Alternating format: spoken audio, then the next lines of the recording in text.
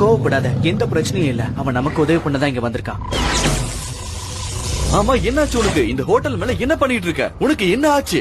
இது பெரிய பெரிய விஐபிங்க தங்குற பில்டிங். இங்க ஏகப்பட்ட செக்யூரிட்டி இருக்கு. இங்க இருந்து தப்பிக்கவே முடியாது.